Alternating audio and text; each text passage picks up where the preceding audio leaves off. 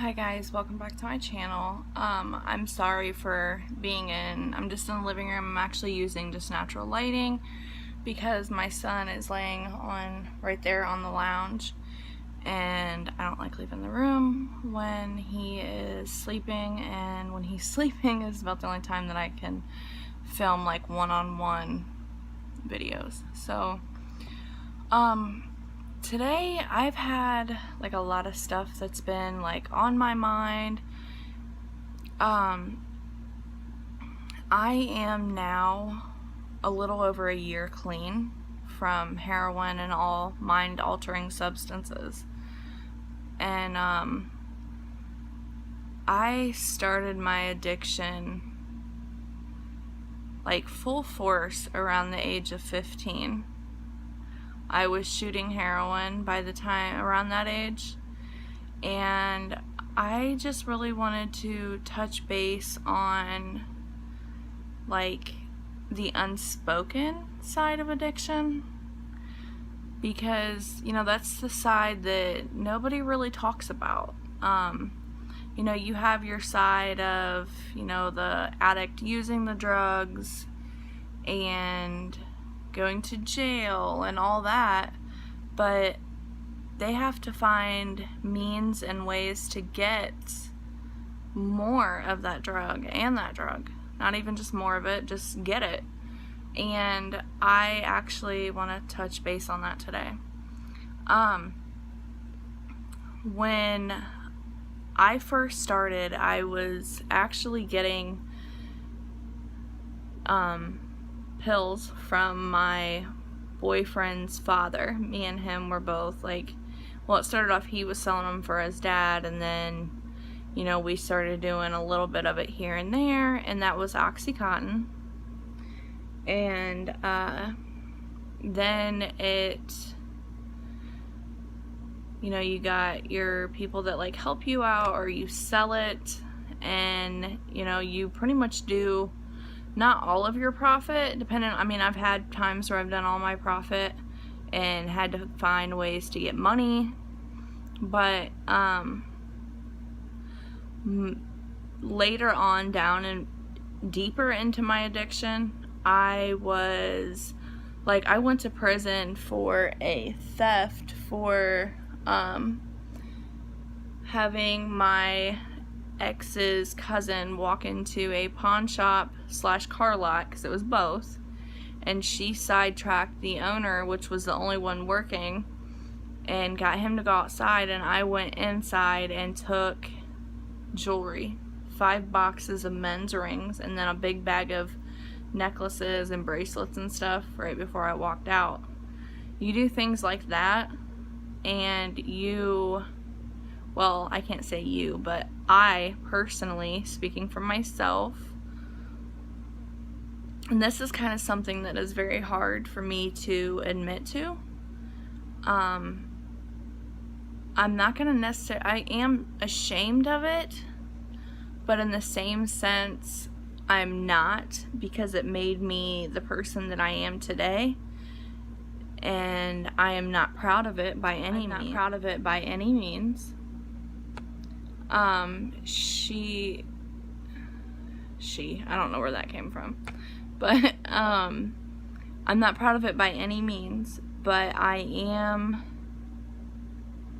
wanting to get this out. This is kind of like a therapy session, I guess you could say, for me. I do still go to counseling, but anyways, I'm getting off topic. Prostitution.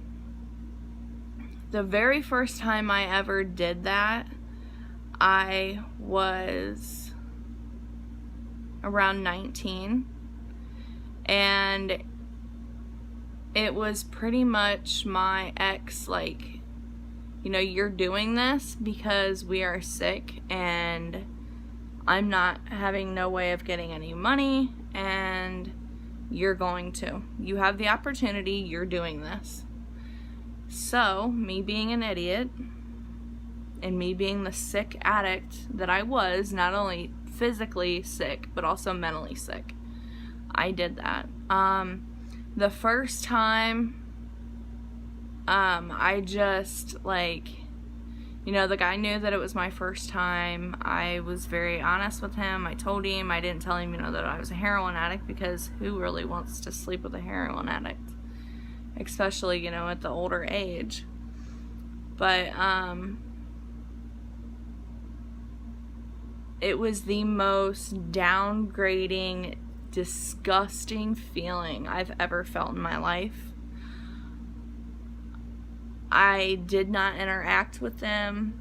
I pretty much like laid there, eyes closed, and waited till they were done, because it felt absolutely disgusting. I have never been into men older than me, like that older than me. My ex that I was with for a little over 10 years was 15 years older than me.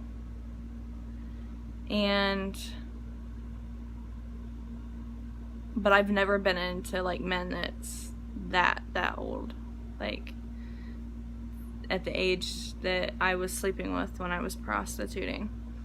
But that's just like something that I want my viewers, especially young, if you haven't done drugs, please don't. Like, and I know people always say, you know, don't do them, but there's a reason for it, because it takes everything from you. I have lost everything. I honestly don't know how my grandma has not had a stroke, especially when I was in my active addiction. You know, arguing with her back and forth about money. She used to always keep her money in her glove box in her car that was locked in her, well, the car wasn't locked, but the garage was locked. But when you walk in her house, there's sliding glass doors and you can walk into the garage. Well, one day I actually found it by accident. She asked me to go out there and get something for her, and she didn't know that I was on drugs. Like, my grandma is very, very, I forget what that word is called. Naive. She's very naive. And, I didn't take the money then because, you know, I must have had drugs or something. But I waited till, like, later on. I do live right next to my grandma. So, pretty much anytime that I needed money, I would go, or if I couldn't get money, not anytime that I needed it, but if I couldn't, like, find anybody that wanted to hook up, I guess you could say, I would go in the garage and get in her car and I usually would only take, you know, $40, $60, sometimes I did take $100, and I'm not proud of that. Me and her has argued. She has told me, you know, this is the last bit of money that I have. If I don't, or if I give this to you, my electric's gonna get shut off, and I didn't care. I was all about me, and heroin. That is all I was about. And I am just so very shocked that she didn't have a stroke. And at that time, I didn't think about that stuff. I didn't care. I was very selfish, like I said, and I'm very ashamed of that. And I do anything now. If I, like, borrow any money from my grandma because my husband has a card always on him, we usually overpay her. Like, one time I borrowed $20 off of her and we gave her $70 back. And, like, she always tells me, like, thank you, are you sure you really can do this? Because if not, please take it. And I want to help them because my grandma and my grandpa are both retired now. And my grandpa's going through cancer, or has cancer, and he's going through treatments and radiation and stuff now, but they have to drive back and forth to the treatments, which is an hour and 15 minutes one way and an hour and 15 minutes the other way. So I do everything that I can to help nowadays when I'm, now that I'm sober. And not only with her, but with anybody. If I can help anyone out, I do, because I feel like that's like a form of giving back. I've paid for people's meals. We've paid for people to get drinks. If we see somebody that is just sitting outside of a gas station when we're going in, do you need a drink? Do you need this? Do you need anything? And we've helped people out several times. And it always seems like it comes back to you in one form or another. But like, nobody ever talks about things like this. And I know this video is all over the place, but I'm all over the place, so it is what it is. It's my video. But prostitution is a scary thing. We were doing, me and my co-defendant, and I'll get into that further here now, but we were putting ads online to hook up with people. And do you realize, like, I didn't think about this then, but that was the dumbest thing I've ever seen in my life. 2 very young girls. We were going to their houses. We were meeting them here. We had them come to our house. I mean, these people could have killed us. They could have kidnapped us. They could have knocked us out, taken us wherever, sold us in human trafficking. I mean, anything could have happened to us. But we didn't think about that. That thought never crossed my mind, ever. And, like, now I'm like, you idiot, what were you thinking? And I actually got charged,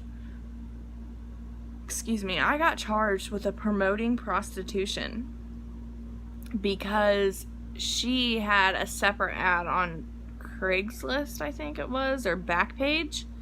I think it was Backpage. And she met up with a detective, had him come here to our house, and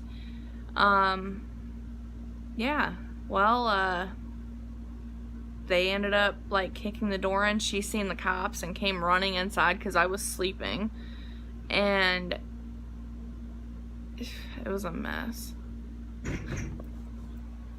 Hold on, UPS man. Sorry, but I forget what I was saying.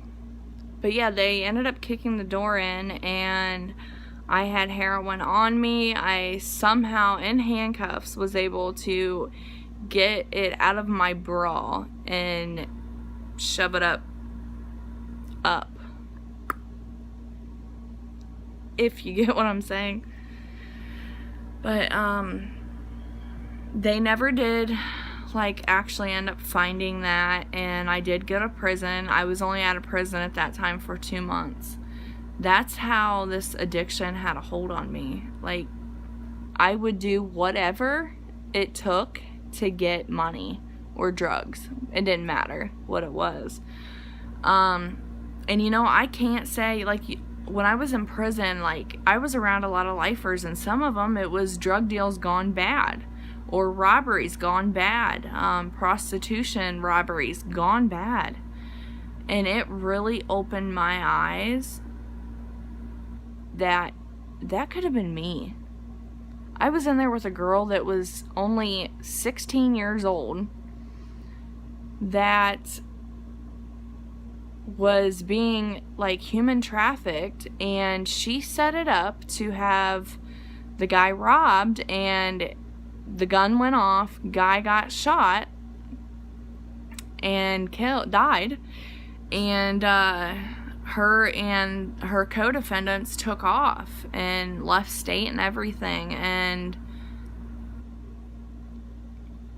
that baby is going to be spending the rest of her life in jail or prison because of one decision to let somebody rob her sugar daddy, or I guess you could say it was her pimp, because the pimp ended up getting killed, and so did the guy that was paying for her.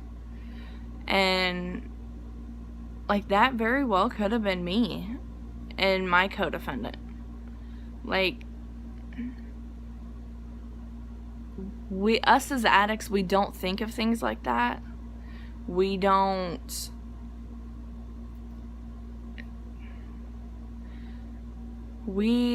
Our main focus is the drugs and feeling better. And at some point, you know, you barely feel better and you really don't get high anymore. It's just to feel normal. And it's a very sad, sad cycle.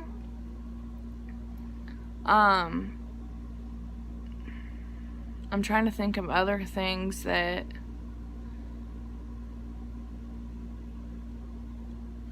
Like, there's so much things that people don't really talk about when it comes to addiction. Like, we just talk about, you know, like, oh, my family's back in jail. This family member's back in jail again. Oh, can't get a hold of her, so she must be using. But do you, like, realize the things that she's probably doing to get those drugs, or he? I've seen men do some crazy things for drugs. And I know a lot of people say it's your choice, and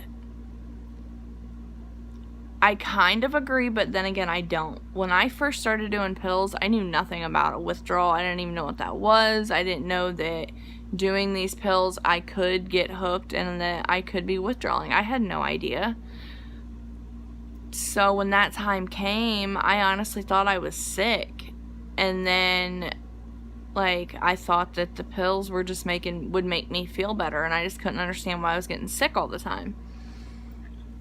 But, like, I don't know. It's such a messed up cycle. Like, it's truly a messed up cycle. But if any of you guys have any questions for me, or need somebody to talk to, I absolutely can help. I will help you. I will leave my Instagram handle linked down below. You guys can message me on there, or you guys can leave a comment down below and I will answer you. I always answer all my comments, and I always look at all my DMs on Instagram. I hope that you guys enjoyed this video, and I really hope that it at least touches one person. And if you guys liked this video and want to see more like addiction videos, I absolutely will do them. Like I said, I was on heroin from the time I was 15 until I was 26 years old. So, yeah. And I only had like a little bit of sobriety here and there. Most of the time it was from being in jail. But other than that, I really haven't been sober for very long besides now. And I'm grateful for my life. I'm grateful for this little boy that's laying right here. God blessed me in a way I could never in a million years describe. I was never supposed to have this little boy. I was never supposed to have children. And I did. I overcame that. But I'm getting off topic again, but I hope that you guys enjoyed this video. Alright guys, here is my day. Little man is teething. He does not want put down, and Mama has things that needs done around this house. So, oh, don't mind that light. We remodeled the bathroom and still have not got that part done. But here he is over in this mirror as well, including myself. Don't mind my messy looking self, but here we both are. He is completely fastened in very safely. I don't know if you guys can see that. Yes, I am on my phone, but my camera is actually dead. But I hope that you guys are enjoying this video that I'm doing. I am very open about my addiction, the bad side and the good side. And it did take me a long time to come to a place in life where I was open and able to be open, like with the things that I did in my past. I don't necessarily, like, I'm ashamed of it, but in the same breath, like, it is what it is. It's the unspoken side of addiction, I guess you would say. And not many people talk about that part of addiction. They talk about, you know, the drugs and how it hurts the families and blah, blah, blah. But they don't ever talk about the things that people do to get money. So, yeah, it is what it is. But would I take it back today? Absolutely not. Because it made me who I am today.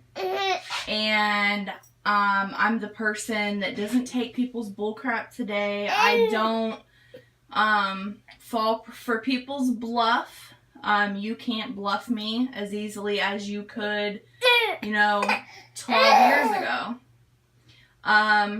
And another thing that me and my husband were talking about is, you know, with our kids, like, we are very open and honest with Caden. Very open and honest. Like, we tell him if he asks us anything, we don't sugarcoat it, because there's nothing sugarcoated about addiction, and we don't want him to go down that road. And I'm going to be the same with this one too. And if we have another baby, I would be the same with that one as well. Just because I don't want to see them, you know, like in Dare, when I grew up in Dare, you were told, hey, don't do this, don't do this, don't do this drug, and don't do that one either. Don't do any drugs. But why? They never told us why. They're bad for you.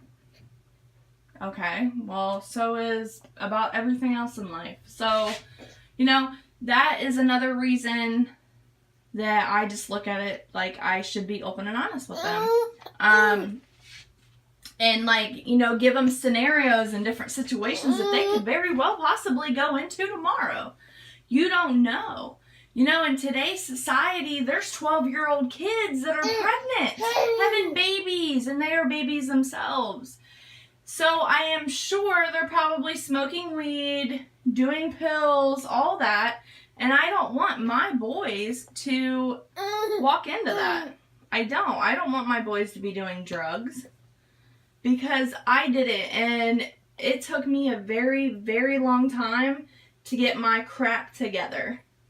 A very long time. Sorry about this hair. It's just, it is what it is. I'm cleaning house. I've mopped all the floors in the house except for our bedroom and the living room. This is like, I try to do it every day. On the weekends, it doesn't really happen because, you know, Caden's here, and him and Cruz usually run in and out, in and out, in and out, and there's no point in doing it. But all the days throughout the week and this past weekend, because we didn't have him, I was able to do it. But I like to keep it done because, you know, Lincoln's starting to crawl around, and I haven't let him go on the floor yet, but it won't be too much longer, and I won't have a choice in that matter. Will I, little boy? Will mommy? I bet you I won't. I bet you I won't. Hey. Hey, hey, hey. Hey, look at that baby. Hey, Lincoln. Hey. Look at that baby. There's that baby again. Do you see that baby? Oh my goodness, Bubba. Do you see that baby? Oh, baby. There's the most handsomest baby mommy's ever seen. Oh, I'm so sweet. Alright, guys. I'm going to go ahead and get off here for now, and I will see you guys later. Joe snaps, huh? Did you fall over?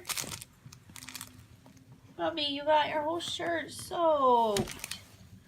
Mommy forgot to put a bib back on you, huh? You gonna sit back up? Your mama help you? Come on. You sit back up? Give me your other hand. Give me this one too. Sit back up.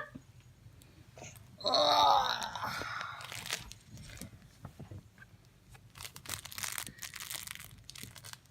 Don't fall over.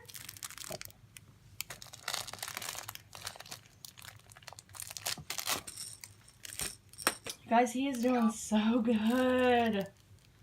Look at you, baby. Oh, oh. Say, dang it. Huh? So you gotta get up and keep trying, huh, baby? See, no tears here. See, no tears here. We're tough, huh? So we're tough. We don't cry.